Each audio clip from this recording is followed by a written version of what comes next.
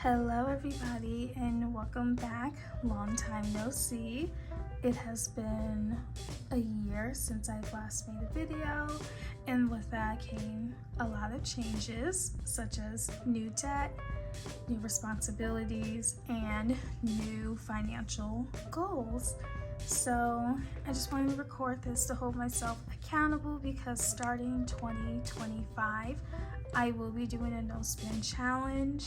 I do have rules as to what I can buy though, depending on factors, so we will get into that shortly. But I did just want to say that the new debt that I have acquired is my car. I did get a new car. If I have not mentioned in the previous video, it is not terribly expensive, so that is something that I have to pay off as quickly as possible, at least for me and my financial goals. My goal is to pay this car off within a year and a half. With that comes a lot of budgeting and really sticking to my financial goals. So I have decided to do a no buy year next year. I did put in there that I can buy myself some clothing items. During the summer, I did go through a whole purge of my closet, ranging from coats, pants, shoes, and everything, just because I had stuff that I either couldn't fit anymore, or I didn't like the style anymore, or it was stuff that was like already falling apart, and then I was like, I'm just sentimental about some of the items, so I got rid of a lot of clothing items. So my closet has several holes in it that I definitely want to fill, so I did give myself a budget of, I can buy myself shoes. They have to be under $60 though. I did put in my notes I could buy $60 shoes per month. I'm going to change that to every other month because I don't need 12 pairs of shoes, so I would definitely be putting a limit on it. I think I just would want 4 more pairs of shoes, training shoes for the gym, and then 3 or 2 work heels, and then some nice outdoorsy shoes.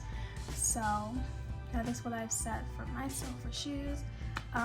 For some reason I put socks in there, but I did put a rule of, hey, if one pair of socks is going in, another pair has to go out.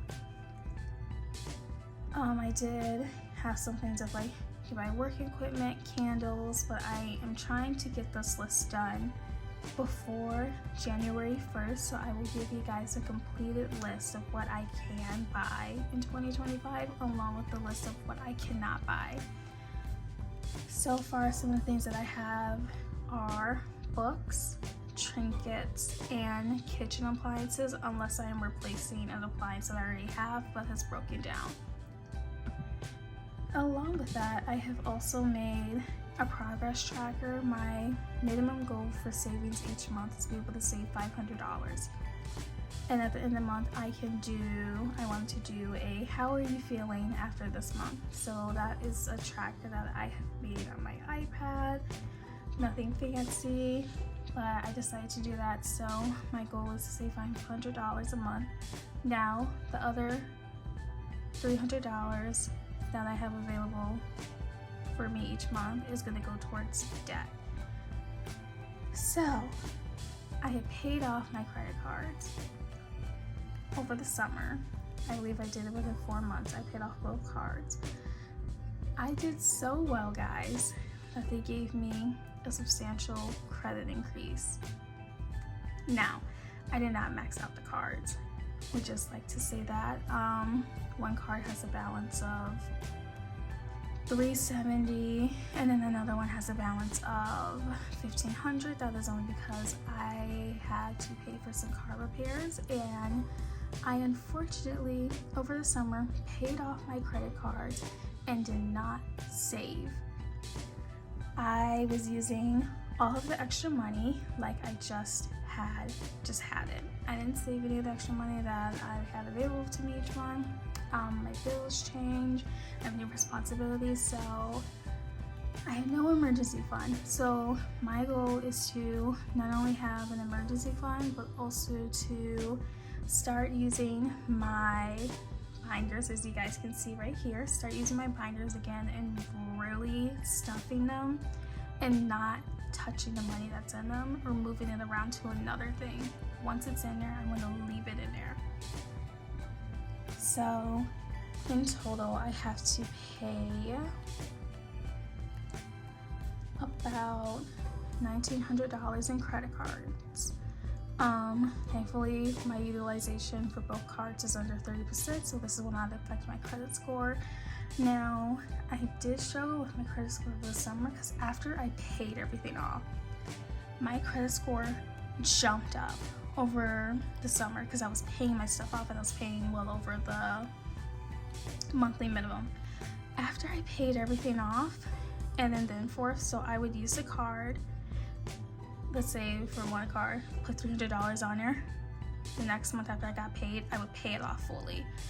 But my credit score wasn't going up and I was getting so frustrated with that because I wanted to keep growing my credit score because my goal was to have an 800 credit score by the end of this year, which was completely unrealistic as someone who carried a credit card balance from 2022 to 2023.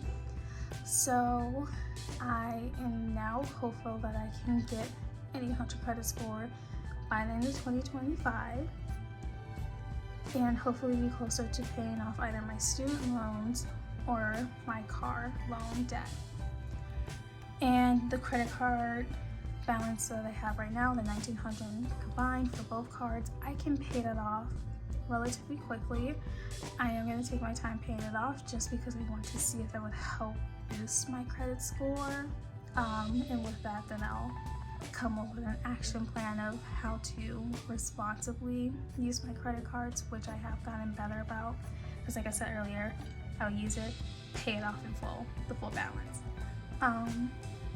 Which I am going to start straying away from credit cards just because I feel like it's a slippery slope for me still, which is why I want to do this no spend year next year, because I need to get a hold on my shopping tendencies whenever I feel sad, bored, or hungry. Fast food is definitely a big thing. So I want to spend next year focusing on curbing my materialistic appetite, if you would say, and focusing more on, am I bringing this item into my home that makes me happy? Do I need it? And what should I do if I have too much stuff? Which over the summer I did just declutter everything. It was so peaceful and relaxing, but then I got the itch to, oh, I have so much space. An end table will look nice there. Or, oh, I saw this on TikTok. I should get this. So that is something that I have been working on and getting better at. So hopefully come January 1st, I will have a video uploaded with the first paycheck of my first paycheck of the No Spend 2025 and how I will be budgeting that. So I'm really excited. It's only a week away or so. So I cannot wait to share that with you guys and show you guys, and hopefully you guys can hold me accountable on some things I'm doing right, wrong, and how else I can better this process. But I did want to say, so I got these two books. So these two books, I've had them for a while. I have been reading the Buy Nothing, Get Everything plan. And one of the things that I really liked in this book was that they were giving you tips on how to make a lot of your own stuff. So I will be saving my hair products containers and making my own body butters, because I used to buy the Tree Huts, and if you know anything about Tree Hut, their stuff is not cheap. So their body butters would be like $10, body wash $15. So I will be trying to make my own body butters just to save a little bit of money. I know the upfront cost is gonna be a bit because I did used to do this when I was in college. So definitely getting back to my roots of I can just make it myself, which will be a fun struggle that I will partake in. Something else that I've also started doing is couponing. So I primarily do it at CVS and Dollar General. I'm getting better at the CVS couponing just because it's a little bit more complicated, as some people calculate how much they save differently and you have to do multiple transactions, as to why I prefer Dollar General, because I can just do one transaction and get everything I need. I've also contemplated stockpiling some items because I've noticed, hey, if I'm going to the store for toilet paper, since I'm in the store, I might as well look at the other items and see what else I can get. So I definitely want to have like a stockpile of, like, if I don't need it, I don't need to go. And that's okay. So that is something that I am working towards. I have also started to meal prep. I am not the best at it, but I'm definitely working towards being better at it.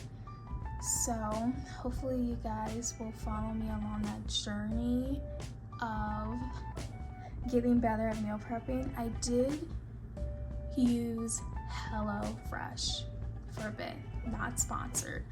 I would say it was nice, but it is really expensive. So for me, I did 6 meals, which is a lot for somebody that doesn't have other people to share food with.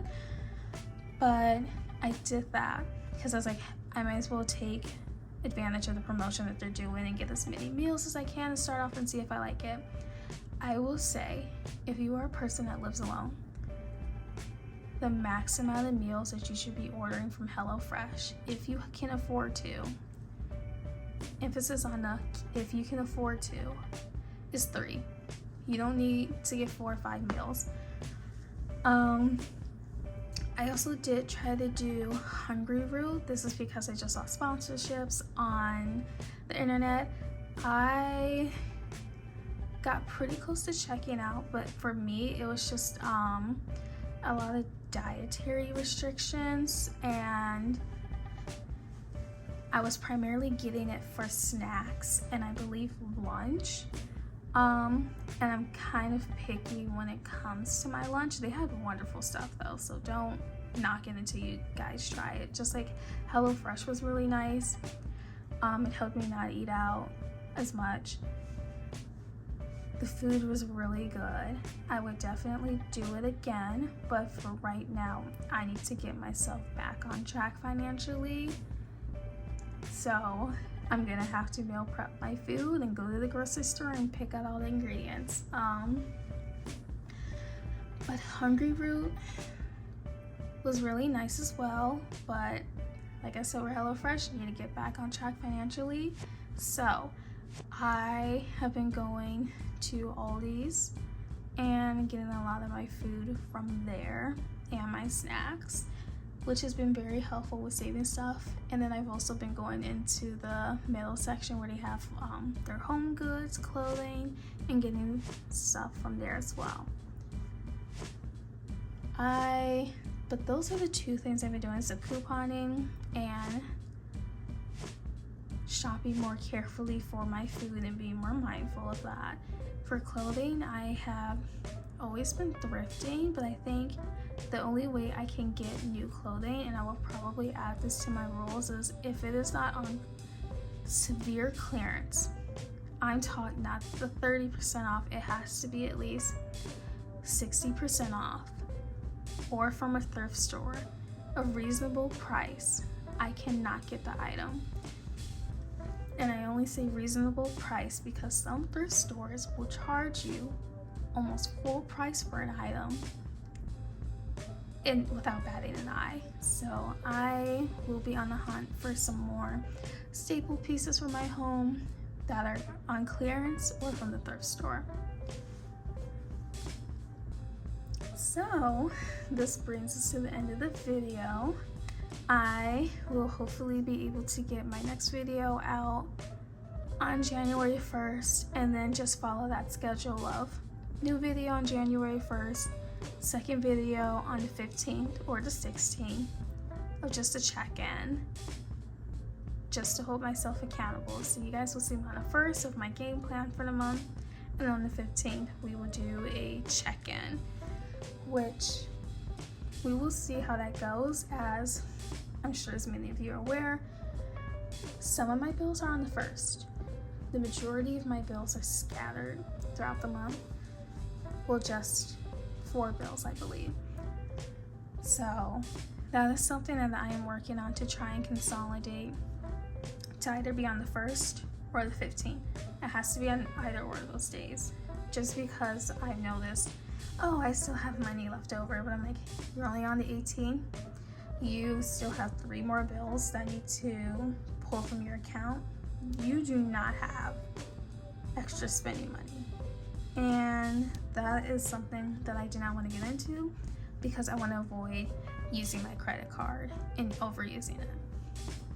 So hopefully you guys will see the video on the 1st. If not, I will try really hard to get it out that following weekend. But if you guys want to share some of your financial goals or some tips that I should use for my no buy, I will definitely show you guys my rules and the things that I can buy, just to hold myself accountable. But I look forward to bringing you guys along my journey, and I hope you have a wonderful holiday.